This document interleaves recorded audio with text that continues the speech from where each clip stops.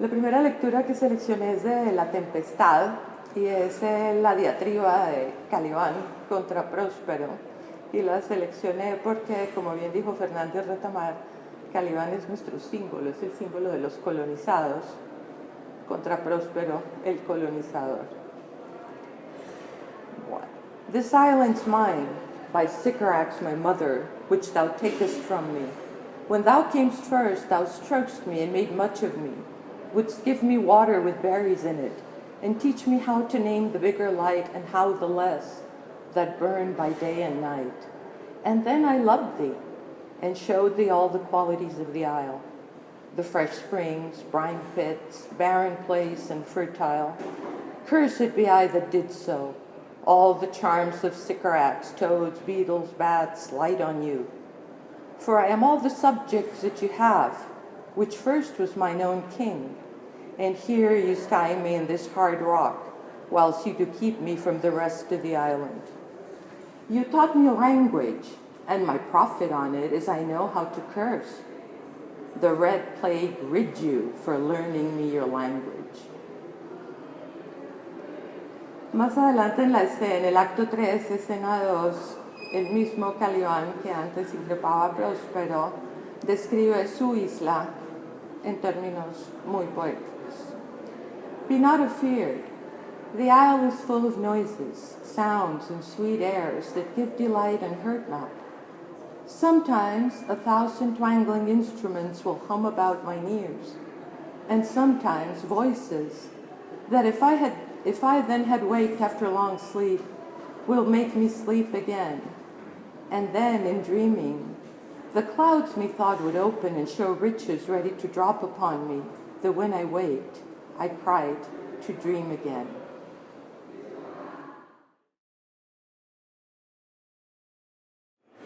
Fie, unknit that threatening unkind brow, and dart not scornful glances from those eyes, to wound thy lord, thy king, thy governor.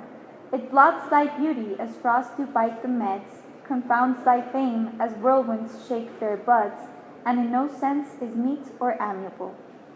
A woman moved is like a fountain troubled, muddy, ill-seeming, thick, bereft of beauty. And while it is so, none so dry or thirsty will deign to sip, or touch one drop of it.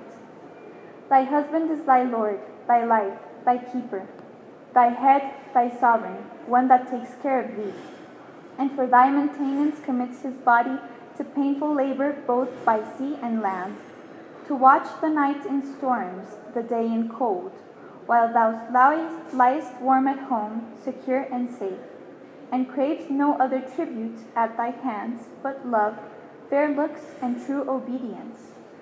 Too little payment for such great depth. Such duty as the subject owes the prince, even such a woman oweth to her husband. And when she is forward, peevish, sullen, sour, and not obedient to his honest will, what is she but a foul contending rebel and graceless traitor to her loving lord?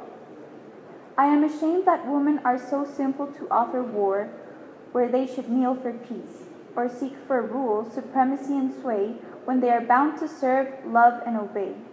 Why are our bodies soft and weak and smooth, unapt to toil and trouble in the world, but that our soft conditions and our hearts should well agree with our external parts? Come, you forward and unable worms. My mind hath been as big as one of yours. My heart is great, my reason haply more, to bandy word for word and frown for frown. But now I see our lances are but straws, our strength as weak, our weaknesses past compare, that seeming to be most, which we indeed least are. Then veil your stomachs, for it is no boot, and place your hands below your husband's foot, in token of which duty, if he please, my hand is ready, may it do him ease. Oh, I die, Horatio. The potent poison quite o'ercrowds my spirit. I cannot live to hear the news from England, but I do prophesy the election lights. On Fortinbras, he has my dying voice. So tell him, with the occurrence, more and less, which have solicited, the rest is silence. El segundo es el monólogo de Macbeth, de donde William Faulkner toma el título para El sonido y la furia. She should have died hereafter. There would have been a time for such a word. Tomorrow and tomorrow and tomorrow creeps in this petty pace from day to the last syllable of recorded time. And all our yesterdays have lighted fools the way to dusty death. Out, out, brief candle. Life's but a walking shadow, a poor player that struts and frets his hour upon the stage and then is heard no more. It is a tale told by an idiot, full of sound and fury, signifying nothing. That which hath made them drunk hath made me bold. What hath quenched them hath given me fire. Hark, peace. It was the owl that shrieked, the fatal bellman, which gives the sternest good night. He is about it. The doors are open, and the surfeited grooms do mock their charge with snores. I have drugged their possets. That death and nature do contend about them, whether they live or die. La tercera lectura es parte de la famosa escena del balcón de Romeo y Julieta. O Romeo, Romeo, wherefore art thou Romeo? Deny thy father and refuse thy name. Or, if thou wilt not, be but sworn my love, and I'll no longer be a Capulet. 'Tis but thy name that is my enemy.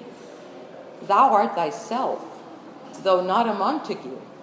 What's Montague? It is nor hand, nor foot, nor arm, nor face, nor any other part belonging to a man. Oh, be some other name. What's in a name?